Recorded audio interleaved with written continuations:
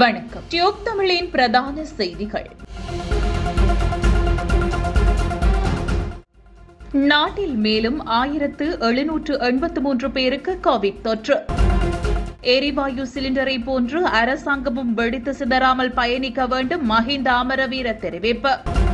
எரிவாயு சிலிண்டர் வெடிப்பினால் பாதிக்கப்பட்டோருக்கு இலவச சட்ட உதவிகள். ஐக்கிய மக்கள் சக்தி தெரிவிப்பு.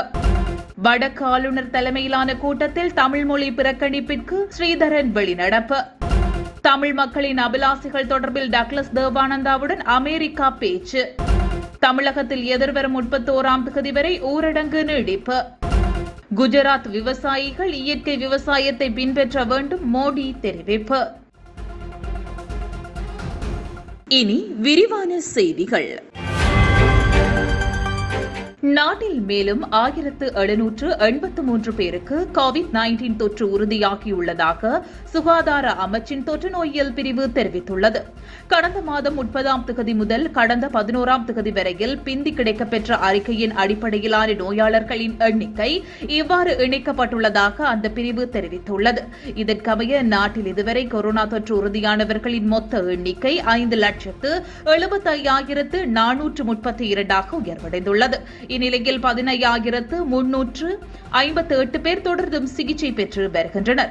அந்த வகையில் தென்னாப்பிரிக்காவில் முதலில் அடையாளம் காணப்பட்ட ஒமைக்ரான் கோவிட் திரிவு தற்போது உலகில் 60க்கும் மேற்பட்ட நாடுகளுக்கு பரவி அச்சுறுத்தலான ஒரு நிலைமையை ஏற்படுத்தியுள்ளதாக உலக சுகாதார ஸ்தாபனம் தெரிவித்துள்ளது.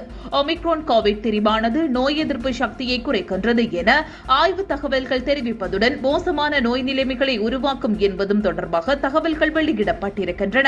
ஒமிக்ரான் தீர்வுகள் காரணமாக தொற்றாளர்களின் எண்ணிக்கை கணிசமான அளவு அதிகரிப்பதுடன் அதன் ஆபத்து அதிகமாக காணப்படும் என உலக சுகாதார ஸ்தாபனம் மேலும் குறிப்பிட்டுள்ளது. சமையல் எரிவாயு சிலிண்டர்களால் ஏற்படும் வெடிப்பினை போன்று அரசாங்கமும் வெடித்து சிதறாமல் பார்த்துக் கொள்ளும் பொறுப்பு ஆளும் தரப்பின் பிரதான கட்சியுடையதாகும் என்று அமைச்சர் மஹிந்த அமரவீர தெரிவித்தார். சுதந்திர கட்சியின் புதிய மாவட்ட மற்றும் தொகுதி அமைப்பாளர் நியமனத்திற்கான நேர்முக தேர்வு இன்று செவ்வாய்க்கிழமை கொழும்பில் உள்ள சுதந்திர கட்சி தலைமையகத்தில் இடம்பெற்றது. இதன்போது ஊடகங்களுக்கு கருத்து வெளியிடும் போது மேற்கண்டவாறு தெரிவித்த அவர் மேலும் குறிப்பிடுகையில், சமையல் எரிவாயு சிலிண்டர் சர்ச்சையால் துரதிருஷ்டவசமான சூழல் ஏற்பட்டுள்ளது.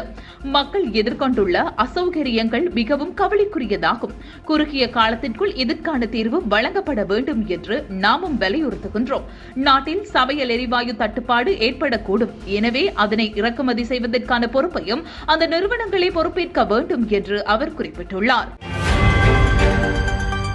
நாடு முழுவதிலும் சமையல் எரிவாயு சிலிண்டர் வெடிப்பினால் பாதிக்கப்பட்ட அனைவருக்கும் ஐக்கிய மக்கள் சக்தி இலவச சட்ட உதவிகளை வழங்கும் என்று எதிர்க்கட்சித் தலைவர் சஜித் பிரேமதாச தெரிவித்துள்ளார். அதற்கு எதிர்க்கட்சித் தலைவர் அலுவலகம் தயாராக இருப்பதாகவும் அவர் கூறினார். அத்துடன் தரமற்ற அரசாங்கம் உள்ள நாட்டில் தரமான எதையும் எதிர்பார்க்க முடியாது எனவும், தரமற்ற ஆட்சியை அகற்றுவதே செய்ய வேண்டிய ஒரே வழி என்றும், தரமற்ற உர இறக்குமதியால் நாடு பேரழிவுக்குள் தள்ளப்பட்டுள்ளது என்றும், நாட்டின் பொருளாதார விவசாய மக்களின் வாழ்வையும் அரசாங்கம் ஆபத்தில் ஆழ்த்தியுள்ளதாகவும் எதிர்க்கட்சித் தலைவர் இதன்போது கூறினார். இதேவேளை லிட்ரோ எரிவாயு சிலிண்டர் விநியோக நிறுவனம் கடந்த சனிக்கிழமை நாட்டிற்கு கொண்டு வந்த 3700 மெட்ரிக் டன் எரிவாயு தேசிய மட்டத்திலான தர நிர்ணயத்தை கொண்டிருக்காத காரணத்தினால் எரிவாயு தொகையை மீண்டும் திருப்பி அனுப்ப நுகர்வோர் பாதுகாப்பு ராஜாங்க அமைச்சு தீர்மானித்துள்ளது. எரிவாயு கசிவு உணர்திறனை தூண்டும். இதில் மெர்கெப்டின் ரசாயன பதார்த்தம் எரிவாயுவில் 15% அளவில் காணப்பட வேண்டும். நாட்டிற்கு கொண்டு வரப்பட்ட 3700 மெட்ரிக் டன் எரிவாயுவில் மெர்கெப்டின் ரசாயன பதார்த்தம் 15% அளவிற்கு குறைவான மட்டத்தில் காணப்பட்டமை பரிசோதனை அளவுகளில் உறுதிப்படுத்தப்பட்டதை தொடர்ந்து அவற்றை திருப்பி அனுப்ப தீர்மானிக்கப்பட்டுள்ளது. லிட்ரோ நிறுவனம் நேற்று ஒரு தொகை எரிவாயுவை கப்பலில் கொண்டு வந்துள்ளது. அக்கப்பல் கொழும்பு துறைமுகத்தை அண்மித்த பகுதியில் நங்கூரமிடப்பட்டது. உரிய தரமற்ற எரிவாயு தரையிறங்க அனுமதி வழங்கப்பட மாட்டாது என நுகர்வோர் பாதுகாப்பு ராஜாங்க அமைச்சர் லசந்த அழகியவண்ண இதன்போது தெரிவித்தார் என்பது குறிப்பிடத்தக்கதாகும். வடமாகாண ஆளுநர் ஜீவன் தியாகராஜா தலைமையில் யாழ்ப்பாணத்தில் இன்று இடம்பெற்ற அபிவிருத்தி சார்ந்த கூட்டத்தில் தமிழ் மொழி புறக்கணிக்கப்பட்டுள்ளது. இதன் காரணமாக தான் வெளியேறுவதாக தமிழ் தேசிய கூட்டமைப்பின் நாடாளுமன்ற உறுப்பினர் சி. ஸ்ரீதரன் தெரிவித்துள்ளார். மொழிபெயர்ப்பாளர் ஒருவரை வழங்குமாறு கோரிக்கை விடுக்கப்பட்ட போதிலும் சுமார் ஒரு மணித்தியாலத்திற்கு மேலாக இந்த கோரிக்கை தொடர்பாக எவ்வித நடவடிக்கையும் எடுக்கப்படவில்லை என அவர் குறிப்பிட்டார். இதனை அடுத்து தாம் அந்த கூட்டத்தின் இடைநடுவே வெளியேறியுள்ளதாகவும் அவர் தெரிவித்துள்ளார். சமகால அரசியல் நிலவரங்கள் மற்றும் கடல் தொழில்சார் செயற்பாடுகள் தொடர்பாக அமைச்சர் டக்ளஸ் தேவானந்தாவை சந்தித்து இலங்கைக்கான அமெரிக்க பதில் தூதுவர் மார்டின் ரி ஹீலி கலந்துரையாடினார். மாளிகாவத்தையில் அமைந்துள்ள கடற்தொழில் அமைச்சில் நேற்று திங்கட்கிழமை குறித்த சந்திப்பு இடம்பெற்றது. இச்சந்திப்பின் போது தமிழ் மக்களின் அரசியல் எதிர்பார்ப்புகள் தொடர்பாக கேட்டறிந்த அமெரிக்க தூதுவர் தமிழ் மக்களின் அபிலாசைகள் தொடர்பாக தமிழ் தரப்புகளிடம் ஒருமித்த கருத்து நிலவுவது முக்கியம் என்ற கருத்தினையும் முன்வைத்தார். இந்நிலையில் கருத்தை தெரிவித்த கடற்தொழில் அமைச்சர் டக்ளஸ் தேவானந்தா தமிழ் மக்களுக்கு பாதிப்பினை ஏற்படுத்தாத நியாயமான வழிமுறைகளை பின்பற்றுகின்ற தரப்புகளுடன் இணைந்து செயற்படுவதற்கான சமிக்ஞைகளை தொடர்ந்து வெளிப்படுத்தி வருவதாகவும், ஆனால் ஏனைய சில தரப்புகள் சுயலாபங்களுக்காக மக்கள் அழிவுகளை ஏற்படுத்தக்கூடிய தோற்றுப்போன வழிமுறைகளை தொடர்ந்து பேசுவதாக தெரிவித்தார். அத்துடன் கடந்த காலங்களில் தன்னால் வெளிப்படுத்தப்பட்ட எதிர்வு குரல்கள் சரியானது என்பதை வரலாறு நிரூபித்ததையும் சுட்டிக்காட்டினார். மேலும் காணாமல் போனோர் விவகாரத்தில் பரிகாரம் காண்பதற்காக மேற்கொள்ளப்பட்டு வருகின்ற அணுகுமுறைகள் தொடர்பாகவும் புலம்பெயர் தமிழ் மக்களுடன் பேச்சுக்களை நடத்துவதற்கு ஜனாதிபதி கோட்டபாய ராஜபக்ஷ ஆர்வம் வெளியிட்டுள்ள நிலையில் அது தொடர்பில் தன்னால் மேற்கொள்ளப்பட்டு வருகின்ற விடயங்கள் தொடர்பாகவும் அமெரிக்காவின் தூதுவருக்கு அமைச்சர் டக்ளஸ் தேவானந்தா தெளிவுபடுத்தினார். அதேபோன்று கடற்தொழில் செயற்பாடுகளை விஸ்தரிப்பதற்கு மேற்கொள்ளப்படும் நடவடிக்கைகள் தொடர்பாகவும் கடற்தொழிலாளர்கள் எதிர்கொள்கின்ற சவால்கள் தொடர்பாகவும் விரிவாக கலந்துரையாடப்பட்டதாக அமெரிக்காவின் உதவி திட்டங்கள் பற்றியும் அவற்றின் அவசியம் பற்றியும் அமைச்சர் டக்ளஸ் தேவானந்தா அமெரிக்காவின் இலங்கைக்கான பதில் தூதுவருடன் கலந்துரையாடியிருந்தமை குறிப்பிடத்தக்கது.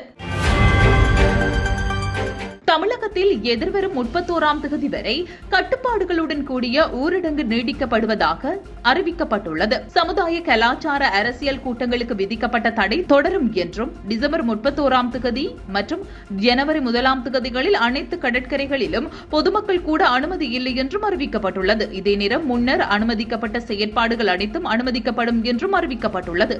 மேலும் ஜனவரி 3ஆம் தேதி முதல் 6ஆம் தேதி தொடக்கம் 12ஆம் வகுப்பு வரை பாடசாலைகள் அனைத்தும் கல்லூரிகள் மற்றும் தொழில்நுட்ப பயிற்சி நிறுவனங்கள் சுழற்சி முறையின்றி செயற்படும் எனவும் அறிவிக்கப்பட்டுள்ளது.